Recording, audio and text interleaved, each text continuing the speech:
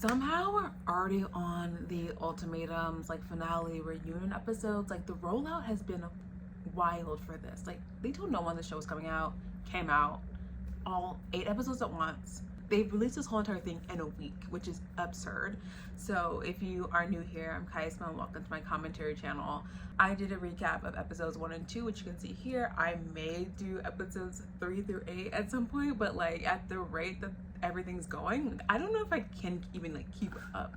So I'm just gonna go through some real quick highlights of what you need to know. Honestly, stuff happened, but like not that much. On the side of like the couples that matched in like the child marriage, the only ones you really need to know about are gonna be Roxanne and Alex, and Trey and Ryan. That's it. Roxanne and Alex, at the end of it, they were two like similar, and like they just kept butting heads, and it just was not working. Ryan and Trey, they were feeling each other. They had no arguments whatsoever. Like they were vibing, they were doing well, like they were cute, they were fun, they were happy. So those are our extremes. So one couple that we could see rematching, one couple that was definitely not. As we enter into the part of the proposals, the first couple that we end up seeing are Trey and Raya. Their big problems at this point are just that Raya wants to live in the city and Trey wants to live in the suburbs. Babes, that's like not that big of a problem. If that's your biggest problem, I think you'll be fine. I literally think you'll be fine. So they do the little spiel and Trey gets down on one knee. He proposes. Will you be my wife?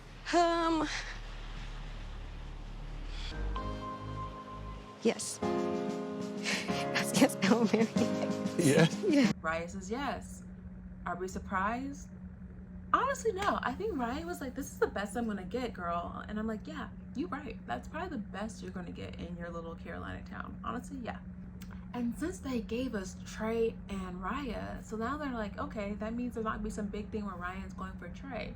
Ryan always felt like James was like not opening up to her, like not telling her anything. And like, you know what? He was not. James opened up to Ryan last episode and let her know that the thing that he wasn't like telling anyone, hadn't told her, was the fact that he had been like doing self-mutilation for the past like what, 10 years. And this was surprising to me. That he was like keeping such a big secret to himself, but also the fact that Ryan wasn't aware. Because like I would have thought that there had been like some signs or something she should have asked about, but maybe just like very good at like covering up or hiding that, as most people are who do experience that. If you do have those issues, please get help. And I think that was like one of Ryan's big thing, but I think also to her was just like, how have we gotten this far without you ever telling me this too? So it was just like the flip-flop. But ultimately though, James is like, yeah, I know what I'm gonna do, I know what I need to do. So do you have any guesses what happens? James proposes to Ryan, Ryan accepts. You know, coming in, I really didn't know, like, what I wanted to do. Ryan? I think his big thing was just been like, he did that fact that Ryan did not know all of him, but now that she knows all of him, he feels like they can proceed. And I'm just like, that was like a barrier you were keeping back from yourself. And I'm a very big proponent of therapy. If you need therapy, or if you even have a little tiny speck that you might need therapy, go to therapy. You know, it's just gonna do you wonders in the future, especially with any relationship that you're in. Alex and Kat, okay, I honestly couldn't tell you what their problem is. I think their problem was just that like Alex was just like, Kat's there. I think the problem was that like he's like, she's not going anywhere. And this showed Alex that Kat would go somewhere. So Alex proposes, Kat says yes. Oh my god. Should you say yes? I do not know. Time will tell. Once we get to the reunion episodes, that's where we are. And the very last couple that we have, so this whole episode, I would like you to know, is like 35 minutes, and each couple at this point is like 5 minutes, so 5, 10, 15. They leave like 20 minutes for Roxanne and Anthony. Why? I think like the only couple that they believe that wouldn't get engaged, so they really try to like milk it for the audience. Like Roxanne goes to this very intense speech, like, I hope the best for whoever you have and their partner, like you've been lovely. It literally sounds like she was breaking up to him. It literally sounds like she was breaking up. A unique soul and the kindest person I've met in the world. I want you to have a life of boundless happiness. He does get on one knee, he proposes, and Roxanne says yes, which I'm so surprised about. But I think what really happened when she says that, oh, I didn't realize I was going to say yes until like he was there, that she realized that he's not that bad. He's not that bad. Like, he loves me, he takes care of me. Yes, he's not ambitious, but he's like working on it. Girl, yes, boo. All right, and that is like the episode 10. Like, that's it. That's literally all that happened. That was the end of the show. Like, 4 for 4. Actually, 5 for 5 at this point, because Lisa and Brian got pregnant and like left the show together. So like, now let's keep it popping and let's get into the reunion episodes. Everyone has shown up and looks more like they're ready for like the Met Gala versus like a random Netflix reunion.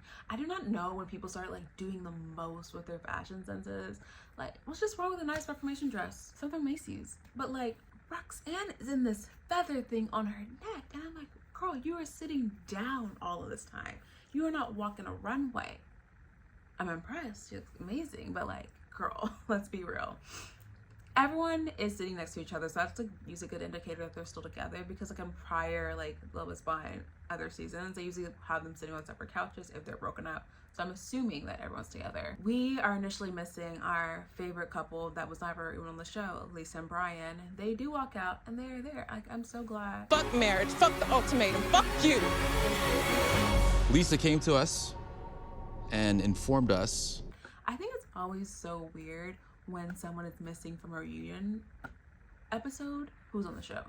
Like, it's just like so odd. It's like a red herring. It's just like, what's going on? But they show up, and the very first thing they're like pitching up is like, oh, are you guys still together? And like, yeah, we are. And like, okay, cool. Obviously you guys are. Great, love it. And they're like, so that baby though, that's why you guys left. That's like the hard hit. I'm assuming it's the best part of the drama. I'm assuming that's the biggest drama that they have for the season, is the fact that they were pregnant. Were they not? Fuck marriage, fuck the ultimatum, fuck you. Lisa came to us and informed us. They said like, oh yeah, no, we were. As you guys know, we did have a child, and they're 7 weeks now. Yay. And Brian's like, yeah, I don't know why people thought that, like, you know, we were lying about that. Like, we wouldn't do that. And I'm like, I hope you guys wouldn't do that, because that's like weird. People who lie about being pregnant. I know it happens. I'm sure some people think they have great reasons, but no. Vanessa pointedly asked, she was like, yeah, people said that here. Our old girl Roxanne pops in. She's like, look, I did say that. I hate that I said, but I didn't know. I didn't know. That was it. I mean, all we saw was the heightened emotions. I think I had mentioned that. But like, it was weird though. I apologize, and once I learned that you were actually pregnant, I felt bad. But it was like weird. And I'm like, that's like a right way to say it, because like, it was weird. And we can also be wrong. You know, both things can be true. I can think you were lying about a pregnancy, but you also could be pregnant. You know, like, those are both could be true statements. The moment that Lisa pops in, face is like, she has Raya. The moment that Lisa pops in, her face is like, literally looks like she has like World War III trauma from this girl. And I'm like, damn, she did that much damage to you from like the 1 week she was around you. Crazy. Raya tries to jump in and say like, yeah, like, you know, like, I just feel, okay, it feels like unwarranted how she popped into her saying, I think her time and place would have come, but like, she was like, first thing out of her mouth. It just seems like you were trying to put down another woman because you were upset, and I did not appreciate that at all. I don't care. So what do you do for a living? And like, I told her I worked at Hooters, and she said she used to work at Hooters. Really? So I thought that was surprising when you want to say Hooters, bitch. That is wild. And I'm like, oh, okay, that was new information to me. I did not realize that Lisa once upon a time worked at a Hooters, and now to call her that, it's like, yeah, I don't not agree with that though. Like, I do think that was you. I do think you didn't care about your man. Like, I stand by that. I always appreciate a queen who admits her rights and her wrongs, but I also really appreciate a queen who never denies that she did not feel the way she was feeling. If you are in love with someone that you came here with, you're not seeing someone and you're thinking, oh my God, he's hot. Lisa's not gonna be like, let anyone get to her hair. For some reason, I do not understand. Anthony pops in right here. It's just like, I'm sure Lisa, you seem like a really great, loving person. I think you're saying some things that you don't mean. And this is, yeah, I am a great, loving person. So what you did to Raya, like, you know, like, I feel like there was just like needs to be more like feelings there. And Lisa's just like, no, I don't need to do that. I'm good, thanks. Lisa and Brian are still not married. Are we surprised? No, we're not. Brian's like, I'm all in, I'm invested. Lisa agrees, but it's just like, I'm not there yet. I don't know what to say about that. I don't know what to say about that. I don't know what will make him ready. If it's not a baby, it's not being in love, it's not having, I don't know what it is. And Nick and Vanessa's Lachey's weird baby obsession. I'm sure we all remember the weird incident that happened last season, Love is Blind. They gift Lisa and Brian like a cute little baby gift. I mean, it's cute, it's adorable. I'm not gonna be mad at it, but it's like, it just feels like a little bit too obsessive at this point. Like, calm down. Do you guys not have your own children? Do they? He had kids with Jessica, so it looks like stepchildren.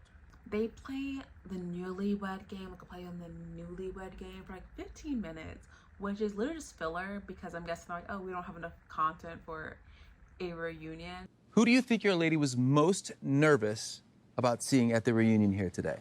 So it makes me feel like they did the season, like, okay, we're trying to best with drama, but they realized we don't have like as much hype as we could with other Ultimatum seasons. We are now going into like little bits and pieces of each of the couples. So they first start off with Roxanne and Anthony. Anthony's like, yeah, you know, like, I never big problems with me and ambition. He's like, I just purchased a car wash. I have licensing for this car customization company. I'm planning on converting the car wash into a customization company and hopefully I'll have like 3 locations. Baby, this guy is a car customization mogul.